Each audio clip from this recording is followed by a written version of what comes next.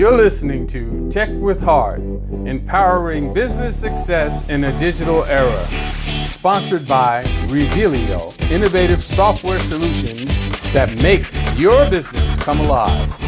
Here is your host, international best-selling author, speaker, female tech founder, and innovative expert, Michelle Callaway. Hello and welcome to Tech with Heart. I am your host, Michelle Callaway. Tech with Heart's all about empowering entrepreneurs to embrace technologies, systems, and strategies that will help them to stay competitive and relevant in a rapidly changing digital landscape.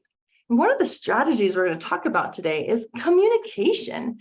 How important is it to be able to handle difficult business conversations, whether it be with a client or a partner or even employees? And so we were excited to introduce to you somebody who is he's called the get along coach. His name is Arnold Sanow, and he is a certified speaking professional and professional development trainer. He works with companies, associations, and even government agencies to provide solutions to improving customer and workplace interactions, and also help them with engagement and building quality relationships. So help me welcome to the Tech with Heart stage, Arnold Sanow. Thank you, Michelle. It's good to be here. So thank you for being here. One of the things I hear small business owners complaining a lot is how do I deal with confrontation? And so I'm loving the fact that you've got all this experience. You've been on so many stages and you've written books about this. So what are some tips that you can give to our small business audience around the strategy of enhancing and doing better with their communication? Well, Michelle, the first thing I want to mention about dealing with difficult conversations is a lot of people put it off. They're afraid of what they're going to say and how it's going to come across. And it only gets worse at that time if you don't do it. And I don't know about some of the people in the audience, but you know how you put it off and you don't sleep at night, you worry about it, and it just perpetuates and gets worse. So there's some certain things you can do. And let me give you a few tips that I've helped with some clients of mine that would help everybody else. And so one of them is in a friendly manner, let the person know you have some feedback for them. Now, I don't even like the word feedback. I'm going to use it here, but I would rather say observation. I have an observation to may have here about you, because when you say feedback, it gets people really scared. So I have some observations I would like to make, and I would like to share with you. And is that okay? So that might be one thing you start. And there's a lot of, this is like an art, not a science. So some things will work, some won't, but I like to give people a lot of different avenues to try. The second thing is you may want to go directly into and I'll just use the word feedback again, that you'll share and let people know that, I'm going to give you some feedback. And I always like this session. Somebody once said, feedback is like a gift. And if you don't like it, you can return it to the store. So here it is, if you don't like it at that point. If others have come across and complained about the behavior, somebody's behavior, because let's say you're a leader or a team leader or whatever, and somebody's complaining about the behavior, don't mention the accusers. Don't say, well, Arnold did this or Michelle did this. Bring that. You've heard some observations on that point. Also, depending how comfortable you are with this, you may want to go directly and state the problem. Sometimes it's just a simple, straightforward, and honesty is the best policy. And it just depends on the person. For example, if I have somebody who I know is a bully, I'm going to be very direct with them at that point. You don't get sort of pushing around and pussyfooting around. You just get right into it. They're rude. Maybe they have inappropriate language. There's a lot of reasons why people do these things. So that would be one thing I would mention on that case. Also, if it's a difficult conversation and there's a problem with them, you might want to tell the person the benefits. So for example, what's in it for them? Okay, here's a problem. And by the way, I don't like to use the word problem. When you use the problem, sometimes people say, well, is there a problem? It immediately irritates them. So you might say have a different perspective or something like that, but just watch out for that word problem. But anyway, tell the person the benefits for them. So here's a situation that's come up. Can I share this with you? I've shared some observations. And quite frankly, if if you follow through some of these things and follow through and work on this, it's going to help you save something. It's going to help you gain something. It's going to help you accomplish something all the way through. So I like this little acronym, which you've probably heard of, Michelle, called WIIFM, which means what's in it for me. So what's the benefits for them to come through with this?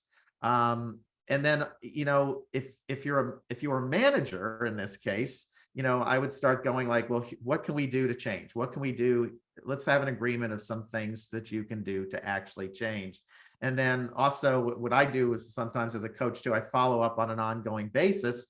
And then if you're a leader, you can follow up on, did they change? Did they not change? And then go from there. So those are some, you know, quick tips to handle those difficult and uncomfortable conversations that you have in there. So I wanted to share a few of those aspects, because if you don't do these things, you know, it gets worse. And it could be anything. It could be people's what's a lack of cooperation. It could be vulgar language. It could be inappropriate behaviors. It could be personal hygiene, even, that people come up. It could be sexism. How do you talk about these things? And those were some ways really quickly that you could deal with those. No, those are all super great points. You blasted through them pretty darn fast. So I'm just hoping that those that are really wanting to like figure out how they can start implementing some of those things. And as a small business owner, you know, many of us wear very many hats. And so one of my personal pet peeves is that I feel like sometimes I don't have the energy or the desire, or even maybe even the know-how to always phrase things correctly. That's such and then I get this like, oh, wow, you're just really direct. And I'm like, kind of like, I have a lot to do. So here's what I need to say. But that's not always the best case. So let me just kind of maybe ask you to paint a picture, okay? For a small business owner who is addressing somebody's lack of communication or working with the team properly, you do your best to communicate at once. You get all this verbal and nonverbal agreement that it's all going to go better, and then it doesn't. Mm-hmm. What would you do? Well, first of all, I'd approach them in a way and say, I have a observation. I'd go through there because I want to make it. I don't want to get anybody irritated right away, because some people will jump at you immediately. Well, what's wrong? I didn't do anything wrong. And we get into ego and pride and all those kinds of good things. So I would say I have an observation to make. And I think I'm getting your point here, but I would observation, and then I'd go in and then actually just point out what the situation is that they're doing. And then I would say, what's the benefits? Here's some things that would make people love you, or people like you, or people want to deal with you. And it all really depends on where they're coming from. But I tend to get into the benefits for them. So here's some observation.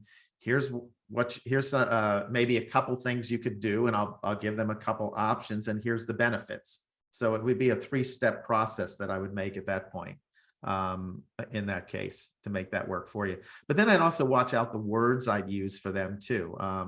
Words and language can get in the way of you having and you really got to watch how you approach people on these things. So for example, if I use the word, Michelle, you did this. Well, as soon as I say you're going to get defensive.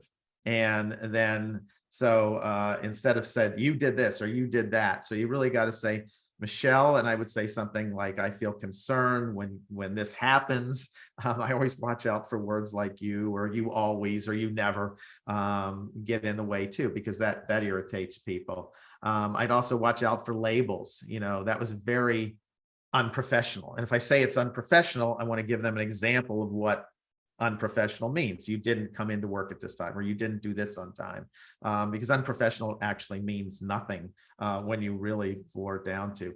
Watch out for sarcasm. I mean, we could get into all sorts of things here. Make threats, don't make a threat to them at all. And I won't get into this other thing, but red flag words. And when I mean red flag words, I had a client one time where somebody was calling her honey all the time, and that just irritated. Anyway, that got off into a whole nother area, which we don't have enough time to discuss that one. But there's certain things I'd watch out for the words and the language you have. and also the body language, the tone that you come across in, the body language and things like that. Being able to do business online is crucial for survival, especially during times of social distancing. So how do you survive and thrive in the sea of digital noise? It's a lot like fishing. You need to know who your perfect customer is so that you could use the right kind of lure to attract them. We help you catch your perfect customer and retain them for future sales through highly converting websites, influencer mobile apps, getting you featured in the news and on TV. Hi, my name is Jerry Bowden, U.S. Army veteran and president of Revealio Software Solutions. Our goal is to help you rise above the competition, be seen as an expert authority in your industry, and embrace technology to stay competitive for long-term success. It's more affordable than you may think. So reach out to us at revealio.com, and together we will make your business come alive. Yes, I would actually like you to go into the nonverbal, because so much of communication is nonverbal, but I want to just reiterate that I have learned in conflict resolution that it's definitely good to not use the words never and always. Exactly. But I did not know about the using the you word. So like not saying you.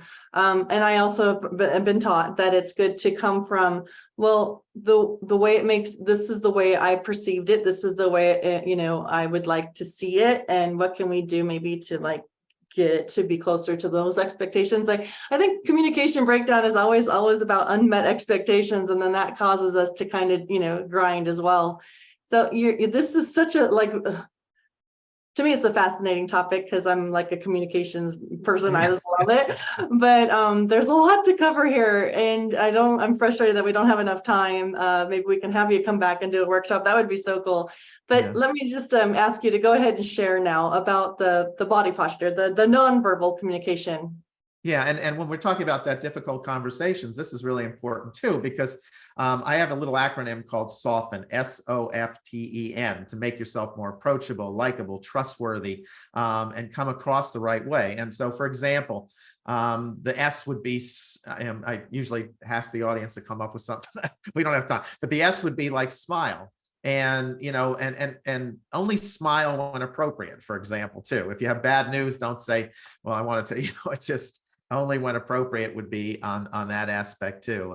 So smile. The O would be open, having an open posture. Like, for example, let's say I have a difficult conversation with you, Michelle, and I start, well, Michelle, I want to talk to you about this, and I'm already like this. And so it's you again. I'm a closed position. It's about you and me. And by the way, if you're doing this remote, this even has an effect remotely too. So, I want to be open like this, hands open, a general body posture like this.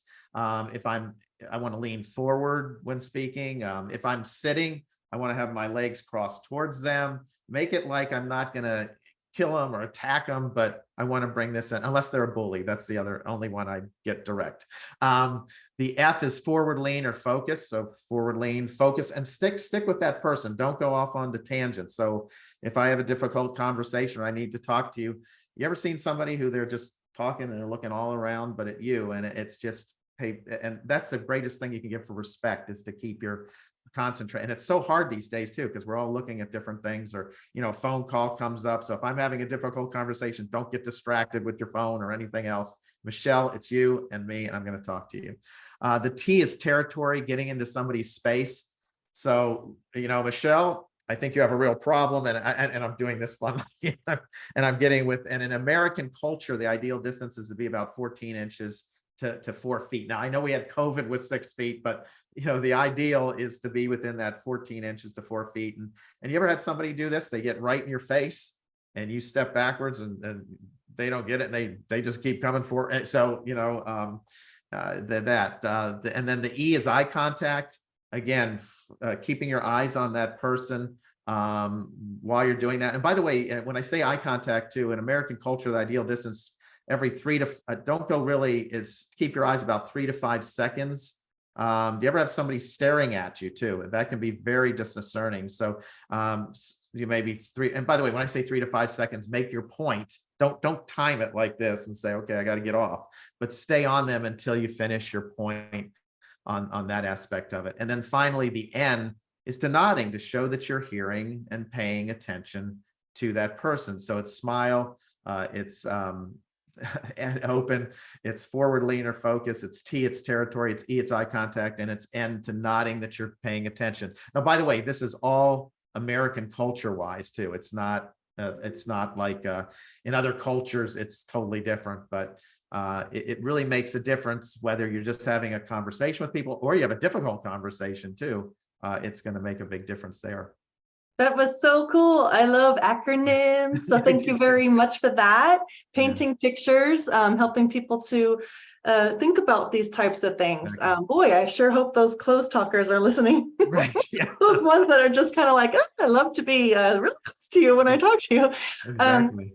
So let's just shift gears a little bit. I'm going to ask you another question regarding texting or email communications versus verbal communications. I've noticed how hard it is sometimes to be able to convey the proper tone in a text or an email message, even though you're trying to use words that, like, or earlier on you talked about, like, it's my perspective or it's my, you're not saying you. But what are your thoughts on how effective is the texting or email communications versus a phone call or a video meeting or an actual in-person meeting? Yeah, if I have a real difficult conversation, I'm going to want to have actually a visual meeting, whether it's online like we are now or in person on that aspect. That there's a lot of stuff that can be left out when you're texting or emailing, and people get upset with the smallest things too. It could be like, I send you an email, Michelle, and a lot of times people don't say hi. I've had sessions where people say, well, they don't say hi and they don't say hello. And some people, are too direct. And the point of this, whether you do email or texting or in person, is to understand where the person's coming from. The old saying, treat people the way you want to be treated, which is not really true. That's not true at all. We want to treat people the way they want to be treated. When you really boil down to, and everybody's different. Some people like it fast. Some people you need to say, hi, how was your vacation? How is everything else? And sometimes if you don't do that, they're irritated already. So it's very careful. And then again, going back to words, like if you use the word in an email, I have a problem with you or something. And it's interesting because a lot of times, if you've ever gone to a Hyatt hotel or a Ritz-Carlton or any of those, they don't allow their people to say problem anymore, because a lot of people, when they say, like if I say, Michelle, thank you, and you say, well, no problem. In certain people's minds, they're thinking, well, was there a problem? And this is generally a generational issue too. That's why you got to know people, because people born before 1982 think no problem means, well, is there a problem? Whereas people after, younger people say, well, no problem means no problem. So, that's the key. So I think you got to be very careful when you do email, and you really got to have all the right words in there. You have to say it the right way, and still people's mindset are going to pick it up in different ways, because we're all different. And I'm sure you've had that thing where people come back to you, what do you mean by that? And they have a whole different perspective on what we're doing and what we're not doing based on that email, which I can't explain anything at that point either. So yeah, those are all such great points. Wow, there's so much to talk about. But the other thing I wanted to just talk about real quick as we wrap it up is, how important is it, do you believe, this idea of personality science and understanding whom it is you're talking to, and doing your very best to understand the way they choose and the desire to be communicated with is, in my opinion, it's invaluable to have done some sort of a personality assessment, especially for employees. Now, you can't always do this with customers that are calling and complaining, but you definitely can do your best to at least work with your teams and identify. Right now, what do you suggest in that regard? Well, first of all, I would just say one thing. There's a old saying, understand others first before having you understand them. In other words, to communicate, we need to understand where they're coming from first and going from there. And when you talk about personality styles, I actually have a short one I developed a while ago that's, there's the Myers-Briggs, there's a bunch of them out there. And I developed one with a company a while ago that I use in my seminars. It's only about 30 minutes long, but it tells how to deal with people in person. It tells how to people body language wise. It tells their weaknesses, and then how do I communicate them verbally, non-verbally, and do that. And it's important to take something like that, because you usually get really good reports on that one. People say, oh, so that's why that person's that way. There's introverts and there's extroverts.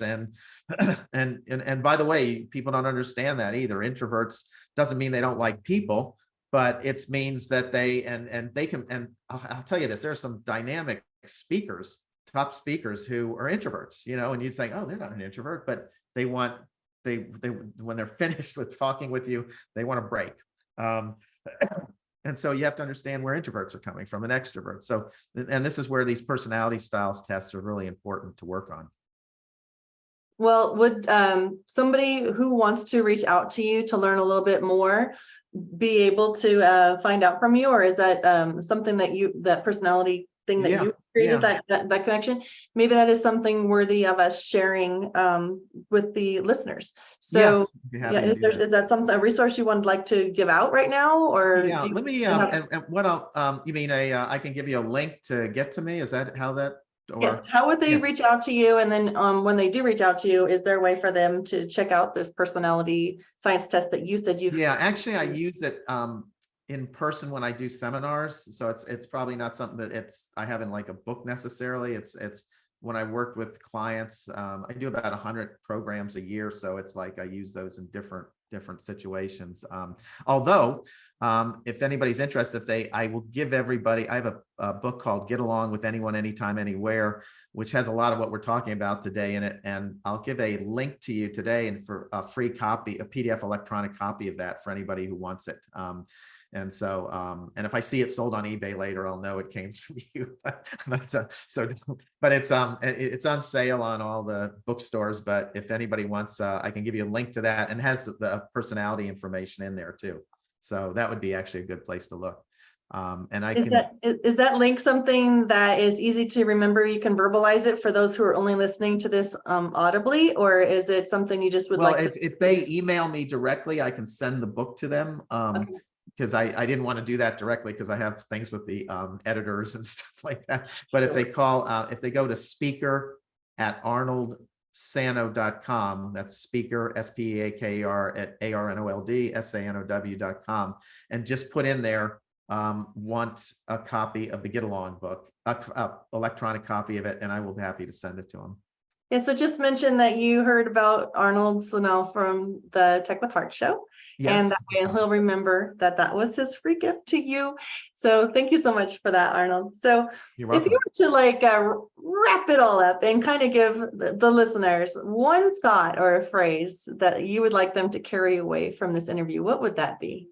Well, I always like a quote by Maya Angelou, and it's just something that it's been around for a while, but I really like it. It's people may forget what you said, they may forget what you did, but they'll never forget how you made them feel. And it's just so important and I tell that to speakers I work with, everybody else. It's like they can be the smartest people in the world, they can do all this kind of stuff, but you need to make people feel important and make people feel wanted and make people want to connect. And if you can do that, sometimes you can get away with all sorts of stuff. So on those parts. Well, that's a very, very interesting quote, because that's the one I stand by an undertone of Tech with Heart. And the reason why we are here is to not just enlighten and empower small business owners, and we work with minority students as well. We teach how you use technologies, systems, and strategies in your business is even more important than the technologies and strategies themselves. So really it's about bringing people together and building and enhancing human connection. And that is where relationships are really the meat, right? People want to do business with people. So if you're using technology in a way that you're trying to remove the need for humans, that's not what we're all about. We're all about, no, let's use technology to work smarter, not harder. But how are we coming across to others? How are we making them feel? Are we building trust? Are we building rapport? That's what Tech with Heart's all about. So if you're a small business owner and you would like to grow alongside other innovative, heart-centered entrepreneurs, we invite you to come join the techwithheartnetwork.com. We are all about empowering, enlightening. Let's grow together. Let's use technology right. And if you are an expert and you would like to come on to the Tech with Heart show and teach other entrepreneurs how to use technologies or systems or strategies in a way that'll help them stay competitive, please reach out to us. techwithheartnetwork.com. We'd love to hear from you. Maybe you are going to be a great fit for our entrepreneurial audience. We'd love to just discuss that. It's free to just go check us out. It's also free to join if you want to join our network and join our upcoming events where you can meet and even possibly speak at some of our workshops. So here is to your success.